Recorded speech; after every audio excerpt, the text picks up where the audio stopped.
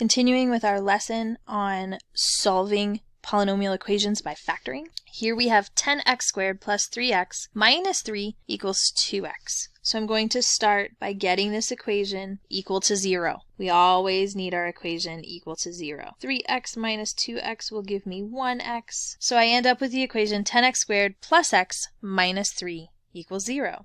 I look for a greatest common factor. First step, I don't see one. 10x squared, x, 3, nothing in common. So the number of terms I have 3 terms. I'm going to use the AC method. So A is 10, C is negative 3, 10 times negative 3 is negative 30, and B is 1. So I need two numbers that multiply to be negative 30 and add to be 1. Since I'm multiplying to be a negative number, one of my numbers will be positive and the other will be negative.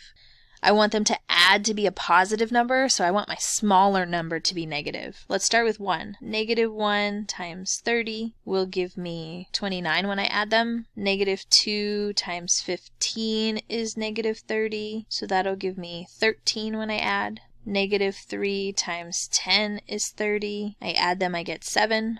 4 does not divide negative 30, so I'm going to skip. Negative 5 times 6 is negative 30. And when I add negative 5 and 6, I get 1. So negative 5 and 6 are the two numbers that I need. Once I find the two numbers, I go up to this middle term. I split that middle term. I need to create 4, and I do that by splitting that middle term. Remember, we're taking advantage of finding the two numbers to split the middle term into 2 more so that we can use that factoring by grouping technique. Now we have 4 terms. Now we can factor by grouping. If you switch the 6x and the negative 5x, so you write 10x squared plus 6x minus 5x minus 3, that is perfectly acceptable. You will end up with the same solutions at the end if you do everything correct. So don't worry too much about the order in the middle. As long as these two numbers that you find work, your factoring will be okay. So we'll group the first two. Group the last two. Again, ignoring that equals 0 part. 10x squared and 5x have 5x in common. 5 times 2 will give me 10. I'm pulling out 1x, so I still have 1x that I need to make x squared. Minus sign. 5x times 1 will give me 5x. Plus sign in the middle is going to come down. 6x minus 3 has 3 in common. 3 times 2 will give me 6. And I need an x. And 3 times 1 will give me 3. I'm going to keep that negative sign because I factored out a positive 3 in the front, so I'll keep that negative at the end. Equal to 0. I'm going to do some small cleanup here and make this table a little bit smaller. Move it over to the side. And now I see that 2x minus 1 is my greatest common factor, 2x minus 1. And pulling that out using the reverse distributive property, I'm left with 5x plus 3 in parentheses equals 0. My equation is completely factored, so now I need to set each factor equal to 0 and solve for x. Divide by 2, and we get x equals 1/2. Ran out of room in my box, but that's okay. On the other factor, we can subtract 3. 5x equals negative 3. Divide by 5 to get x by itself, and we end up with x equals negative 3/5. So we have two answers, x equals 1/2, x equals negative 3/5. Looking at the next problem, 4x squared equals 9. Let's subtract 9 from both sides. 4x squared minus 9 equals 0. 4 and 9 have no common factors, so I move to the next step. Number of terms, I have 2, 4x squared, and negative 9. 2 terms, let's see if we have a special product. 4x squared, I can write that as the 2x quantity squared. 9 is 3 squared, so I have a difference of squares. For a difference of squares, 2 factors, 1 sum, 1 difference. Whatever's inside being squared goes in the first area in my factors, and whatever's squared in the second area goes in the second area. So 2x, 2x, 3, and 3. And that's my pattern with difference of squares. Setting each one of these equal to 0, subtract 3 from both sides. 2x equals negative 3. We got to get x by itself. Divide by 2. X equals negative 3/2. On the other factor, we'll add 3. 2x equals 3. Got to get x by itself. Divide by 2. X equals positive 3/2. And we have our two solutions again. Highest power on x is squared. Take a moment and try number 35 on your own. 2x squared plus 18x plus 36 equals 0.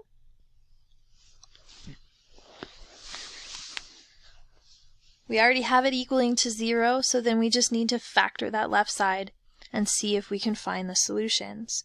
Pause your video, try it on your own, and I'll have the solutions when you come back. For number 35, did you get negative 3 and negative 6 for your answers?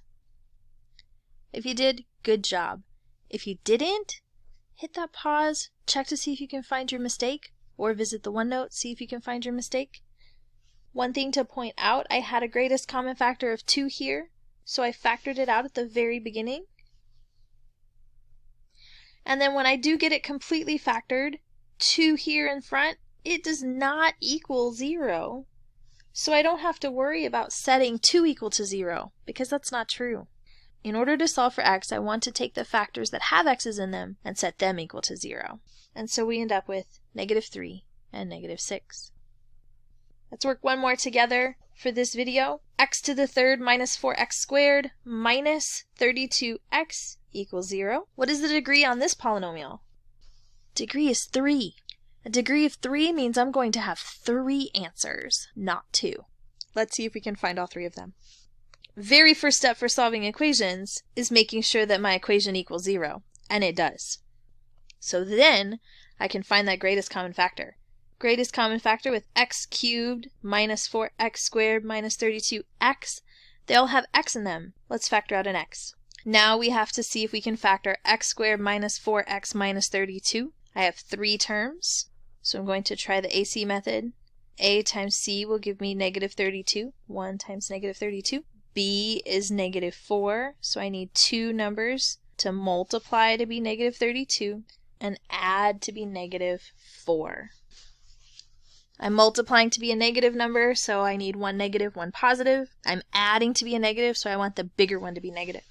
So let's start out with 1. 1 times negative 32. I know it's too big. I know I can likely skip it. I don't. I like seeing the pattern of the B numbers getting closer and closer to my negative 4. And I do this so I don't miss anything. If you feel comfortable skipping it, you can. Remember, this stuff over here is scratch work. It's meant to help us find the 2 numbers that we need to split that negative 4 into so that we can factor by grouping. 2 times negative 16. 3 doesn't work, but 4 does. 4 times negative 8 is negative 32. And 4 plus negative 8 will give me negative 4. So 4x minus 8x, or if you want to write minus 8x plus 4x, that's fine too. You'll end up with the same answer. Here's where we have to be really careful though. Even though I have a negative up here in the original problem,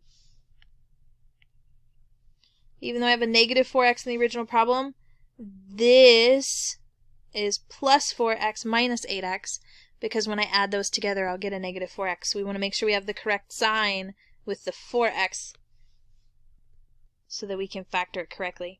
I'm going to put all of this in a big bracket and bring down my greatest common factor because I do not want to forget that that greatest common factor is out front. A lot of times we forget. Bring it down. That x is important to the solutions. Now I can factor by grouping. We'll group the first 2, group the last 2. X squared and 4x have an x in common, and bringing that greatest common factor of x down. X times x is x squared, x times 4 is 4x. I see that negative sign in the middle, so I'm going to bring that negative sign down. I'm going to factor out a negative greatest common factor here. 8x and 32 have 8 in common. I'm going to factor out a negative 8. Negative 8 times positive x will give me negative 8x. Negative 8 times positive 4 will give me negative 32. And then I see that I have x plus 4's. in common. Here's my greatest common factor coming down again. Greatest common factor coming down. X plus 4, and then my leftover bits, x minus 8 equals 0. How many factors have x in them? 3 factors have x in them. That's where I get my 3 answers from. First factor, x equals 0. Second factor, x plus 4 equals 0. Third factor, x minus 8 equals 0. Solve for x. First one's done. Second one, I can subtract 4 from both sides, and I get x equals negative 4. And the third one, I can add 8 to both sides, and I get x equals 8. 3 solutions. Degree on my original problem was 3. Now in the last part of this lesson, we're going to look at some word problems. How can we use this idea of polynomial equations to solve word problems?